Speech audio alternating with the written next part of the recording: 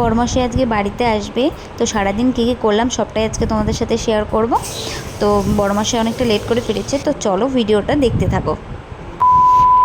তো hey guys, তোমরা কেমন আছো? আশা করছি খুব ভালো আছো, আমিও খুব ভালো আছি। তো আজকের ভিডিওটা আমি স্টার্ট করেছি দুপুর দিকে, কারণ স্নান টান করেছি, তখন স্নান টান করে নিয়েছি, তখন আমি ভিডিওটা স্টার্ট করেছি। কারণ আমার সকাল থেকে তেমন কোনো কাজই ছিল না, সকালবেলা বসেই ছিলাম, শুয়ে বসেছিলাম, ওর জন্য কী ভিডিও মানে কী থেকে শুরু করবো বুঝতে পারিনি। তো তারপর আমি স্নান টান করে নিলাম, স্নান টান করে দিকে জামা কাপড় মেলার জন্য ছাদের উপরে চলে এসেছি। তো ছাদের উপর জামা কাপড়গুলো মেলে টেলে তারপর আমি নিচে চলে এসেছি পূজার জন্য। তো পুজো দেবো এখন, ওর জন্য সব কিছু ধুয়ে নিচ্ছি। আর এত পিঁপড়ে হয়েছে যে কি বলবো, মানে নকুলদানা ছিল প্রসাদ ঠাকুরের, ওর জন্য সেই কৌটোটার মধ্যে পিঁপড়ে হয়ে গেছে। তো তার জন্যই আমি একটু পরিষ্কার করে নিচ্ছিলাম। আমি তো আগে দেখিনি, না ছাড়া স্নান করার আগেই পরিষ্কার করে নিতাম। তো এখন দেখছি বলে আমাকে এখনই সবটা করতে হচ্ছে।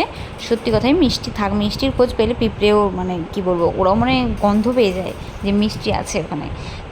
তারপর সবটা পরিষ্কার করে পুজো টুজো দিয়ে নিলাম। তো পুজো দেওয়া হয়ে গেছে, তো এখন একটু মাথা ব্যথা আঁচড়াবো একটু, তারপরে ঘুমও পাচ্ছিলো। তো ওর জন্য ভাবলাম মাথাটা একটু মুছে একটু ঘুমাবো।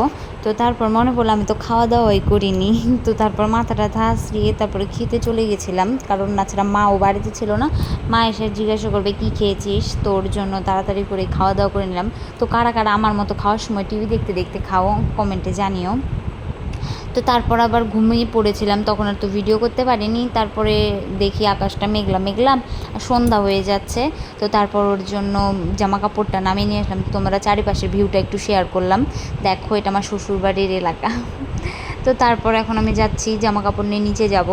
তো আমি প্রায়ই মাঝে মাঝে আর কি ছাদের উপর আসলে এরকম চারপাশটা আর কি এরকম দেখি, ভালো লাগে বেশ প্রকৃতি। আর চারপাশটা কেমন সবুজ, কত সুন্দর মানে ধান লাগিয়েছে সবাই, তোর জন্য খুব ভালো লাগলো। তো ভাবলাম তোমাদের সাথে একটু শেয়ার করা যাক। তারপর নিচে এসে গাছে জল টল দিয়ে নিলাম, জল টল দিয়েই সন্ধে হয়ে গেছিলো। তো তারপর সন্ধে ধরে নিলাম, তারপর রান্না বসাতে হবে, ওর জন্য সন্ধে ধরে রান্না করতে চলে এসেছি। এদিকে ভাতও হয়ে গেছে, ভাতটা নামিয়ে রেখেছে। আর আমি এখন মানে ডিম রান্না করবো, ভেবেছিলাম মাছ রান্না করব, তো কিন্তু বাবা মাছ পায়নি, ওর জন্য ডিমই রান্না করতে হচ্ছে। আর রাত হয়ে গেছিলো, বাবা বাড়িতে ছিল না, ওর জন্য ডিমটাই রান্না করছি। আমি পাগলের মতো নাচ করতে করতে রান্না করছিলাম, বাড়িতে কেউ ছিল না, তো ওর জন্য আর কি ওইভাবেই রান্না করলাম। তো রান্না করে এখন গ্যাস ট্যাস পরিষ্কার করে রাখছি। তো সঙ্গেই সবটা করে রাখি, এরকম না যে আমি রেখে দিয়ে একটু পরে করবো, ওরকম করি না, একবারে পরিষ্কার করে তারপরে একদম আর কি রান্নাঘর থেকে বেরোই। তারপর ঘরে চলে এসেছি, এখন আমি একটু রেডি হব। তো রাত্রি তখন অনেকটা হয়ে গেছিলো, তো ভাবলাম কি করব, শাড়ি টাড়ি পরে বসে থাকি কখন আসবে। তো প্রথমে বলেছিল যে ও 10টার দিকে চলে আসবে, তারপর অনেকটা লেট হয়ে গিয়েছিলো, আমি তো অপেক্ষা করতে করতে আমার ঘুমিয়ে পেয়ে গিয়েছিলো। তো তারপরে আমি টিভি দেখতে নিয়েছিলাম। তো তখন আমি যখন রেডি হই তখন বাজে মোটামুটি 9:30 মতো। তো তারপরে বসে আছি, তখন 11টা বাজে। তো তারপর ফাইনালি দেখি চলে এসেছে। আমি তো শুয়ে পড়েছিলাম, ওর জন্য ভালোভাবে ভিডিও করতে পারিনি। তো ঘরে আসার পর আর কি আমি ভিডিওটা অন করলাম। তো দেখো এখন একটু ফ্রেশ হতে যাবে বললো। তো ও ফ্রেশ হয়ে আস্তে আস্তে ও বলছে যে এখানে প্রচণ্ড গরম। তো আসার সময় অতটা গরম লাগেনি, এসি বাসে আসছে, প্লেনে আসছে ওর জন্য। তো তারপর আমি ওকে খেতে দিয়ে দিয়েছি। তো ডিম রান্না করছিলাম, তো তোমাদের আগেই বললাম। তো ডিম খাওয়া দাওয়া করে নিয়েছে, তো প্রথমে খেতে চেয়েছিল না, তো আমি তারপর বললাম যে খাও একটু, তারপর খাওয়া দাওয়া করলো।